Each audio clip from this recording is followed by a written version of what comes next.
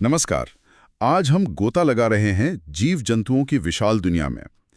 खास तौर पर ये जानने की कोशिश करेंगे कि वैज्ञानिक उन्हें अलग अलग समूहों में कैसे रखते हैं, मतलब उनका वर्गीकरण कैसे करते हैं। हाँ, नमस्कार।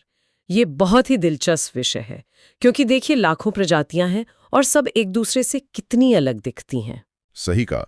तो फिर वैज्ञानिक क्या देखते हैं, मतलब वो कौन सी बुनियादी चीजें हैं जिनके आधार पर ये पूरा वर्गीकरण होता है। बिल्कुल। देखिए बाहरी रूप में भिन्नता तो बहुत है, पर अंदरूनी बनावट और विकास में कुछ मौलिक समानताएं या पैटर्न होते हैं। अच्छा। जैसे कोशिकाएं कैसे व्यवस्थित हैं, शरीर की समरूपता यानी सिमेट्री कैसी है, शरीर के अंदर गुहा जिसे सीलोम कहते हैं वो है या नहीं, और फिर पाचन तंत्र, परिसंचरण तंत्र, ये सब चीजें। ठीक है, तो चलिए सबसे पहले संगठन के स्तरों से शुरू करते हैं। मेरा मतलब है, शरीर सिर्फ कोशिकाओं का बना है या ऊतक और अंग भी हैं? हाँ, ये सबसे पहला आधार है।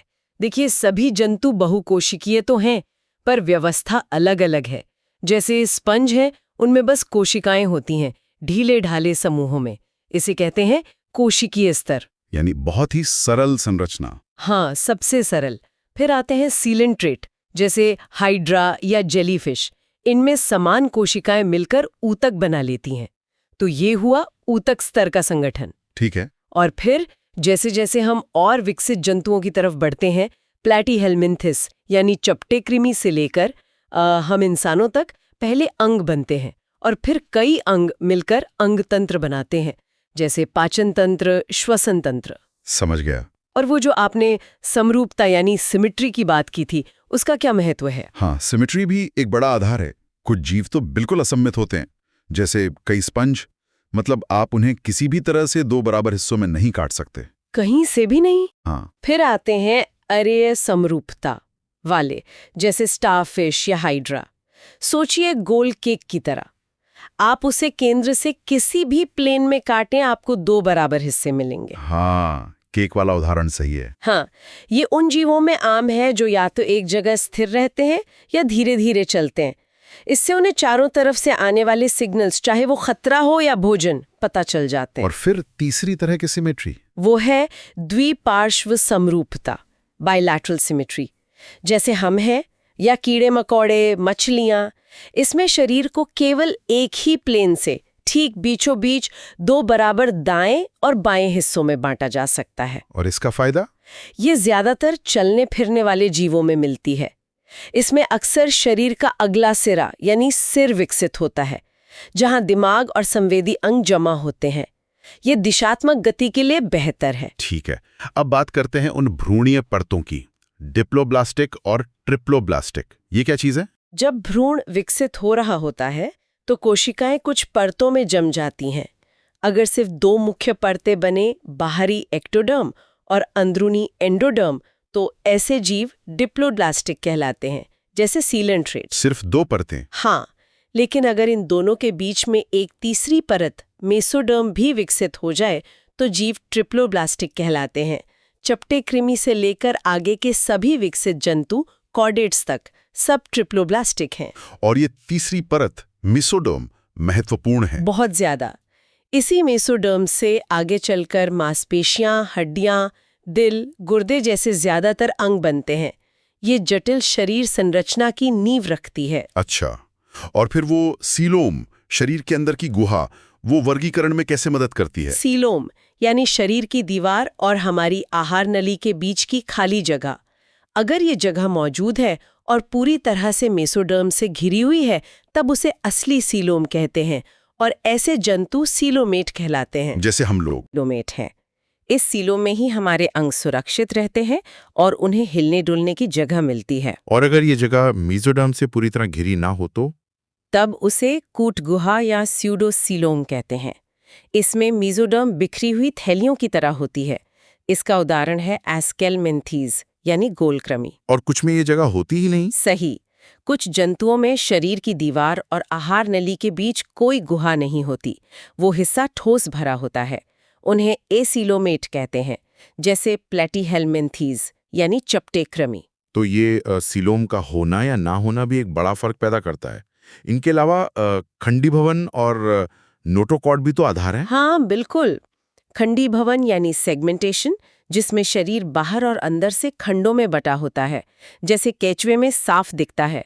हर खंड में कुछ अंगों की पुनरावृत्ति होती है। और नोटोकॉर्ड, ये तो बहुत सुना है। हाँ, नोटोकॉर्ड एक लचीली छड़ जैसी संरचना होती है जो भ्रूण के विकास के दौरान शरीर की पीठ की तरफ बनती है।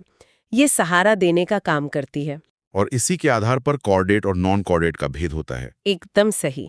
जिन जंतुओं में जीवन की किसी न किसी अवस्था में नोटोकॉर्ड पाई जाती हैं, वे कॉर्डेट कहलाते हैं, और जिनमें ये कभी नहीं होती, वे नॉन कॉर्डेट। ये एक बहुत बड़ा विभाजन है जंतु जगत में। ठीक है, तो ये तो हुए वर्गीकरण के मुख्य आधार। अब क्या हम कुछ प्रमुख जंतु संघों, मतलब फाइलम, की खासियतों पर संक्षेप में बात कर सकते हैं? जैसे पोरीफेरा से शुरू करें। हाँ, क्यों नहीं।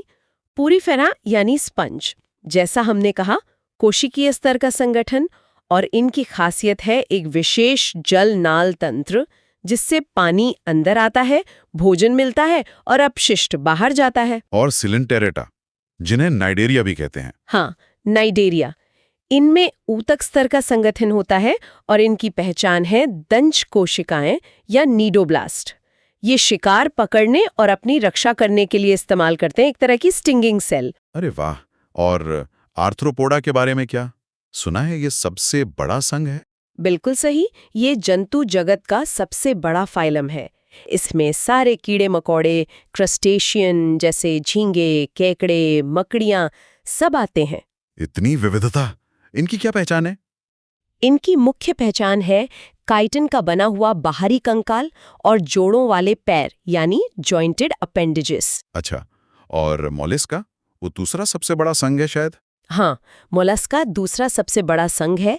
इनमें नरम शरीर होता है जो अक्सर एक कैल्शियम कार्बोनेट के कवच से ढका रहता है, जैसे घोंगे, सीपियां, ऑक्टोपस भी इसी में आते हैं। और इकाइनोडर्मेटा, नाम से लगता है कांटेदार त्वचा वाले। हाँ, इकाइनो मतलब कांटेदार, डर्मा मतलब त्वचा। जैसे स्टारफिश, समुद्री अर्चिन, इनकी त्वचा कांटेदार होती है और इनमें एक अनोखा जल संवहन तंत्र यानी वाटर वैस्कुलर सिस्टम होता है, जो चलने फिरने, भोजन पकड़ने और श्वसन में मदद करता है। और अंत में कॉर्डाटा, जिसमें हम भी शामिल हैं। हाँ, कॉर्डाटा। जैसे हमने पहले कहा, इनमें जीवन की किसी अवस्था में नोटोकॉर्ड, पृष्ठीय खोखली तंत्रिका रज्जु और ग्रसनी क्लोम दरारें जरूर पाई जाती हैं। कॉर्डाटा को भी आगे बांटा गया है ना? वर्टिब्रेट आईसी में आता है। हाँ, कॉर्डाटा को मुख्य रूप से 3 उपसंघों में बांटा जाता है: यूरोकॉर्डाटा, सेफेलोकॉर्डाटा और वर्टिब्रेटा। यहीं पर वो मशहूर बात आती है कि सभी वर्टिब्रेट कॉर्डेट हैं, लेकिन सभी कॉर्डेट वर्टिब्रेट नहीं हैं। इसका क्या मतलब हुआ? बिल्कुल सही पॉइंट उठाया आपने। देखिए, वर्टिब्रेटा कॉर्डाटा का ही एक हिस्सा है। वर्टिब्रेट्स में वो जो भ्रूणीय नोटोकॉर्ड होती है, वो वयस्क अवस्था में कशेरुक दंड यानी रीढ़ की हड्डी में बदल जाती है। ये हड्डी या कार्टिलेज की बनी हो सकती है। अच्छा, तो नोटोकॉर्ड का रीढ़ की हड्डी में बदलना वर्टिब्रेट्स की पहचान है। हाँ, ये मुख्य पहचान है। इसके अलावा वर्टिब्रेट्स में आमतौर पर विकसित मस्तिष्क होता है, जो क्रेनियम यानी खोपड़ी में सुरक्षित रहता है। 2, 3 या 4 कक्षों वाला हृदय होता है। उत्सर्जन के लिए गुर्दे यानी किडनी होती हैं, और चलने फिरने के लिए जोड़ीदार उपांग होते हैं, पंख या पैर। और यूरोकॉर्डेट और सेफलोकॉर्डेट? वो कॉर्डेट तो हैं, क्योंकि उनमें नोटोकॉर्ड होती है, पर उनमें रीढ़ की हड्डी और क्रेनियम नहीं बनता, इसलिए वो वर्टिब्रेट नहीं है। समझ गया। तो आज हमने देखा कि कैसे कुछ बुनियादी शारीरिक लक्षणों के आधार पर वैज्ञानिक जंतु जगत की इस अविश्वसनीय विविधता को एक व्यवस्थित तरीके से समझते हैं। संगठन का स्तर, समरूपता, सिलोम, नोटोकोड, ये सब मिलकर एक खाका बनाते हैं। हाँ, और ये सिर्फ नाम याद करने की कवायद नहीं है। ये वर्गीकरण हमें ये समझने में मदद करता है कि जीवन का विकास कैसे हुआ, कौन से समूह एक दूसरे से ज्यादा करीबी रिश्तेदार हैं, और कैसे अलग अलग वातावरण के लिए अलग अलग शारीरिक संरचनाएं विकसित हुईं। ये विकास की कहानी बताता है। बिल्कुल, ये तो बस एक परिचय था। श्रोताओं के लिए हम एक सवाल छोड़ जाते हैं। क्या वर्गीकरण के ये जो आधार हमने डिस्कस किए, इनमें कोई अपवाद भी हैं? क्या कोई ऐसे जीव हैं जिन्हें इन श्रेणियों में फिट करना मुश्किल होता है? सोचिएगा इस बारे में। हाँ, ये सोचने लायक बात है। विज्ञान में हमेशा नई खोजें होती रहती हैं, और कभी-कभी स्थापित धारणाओं को चुनौती मिलती है।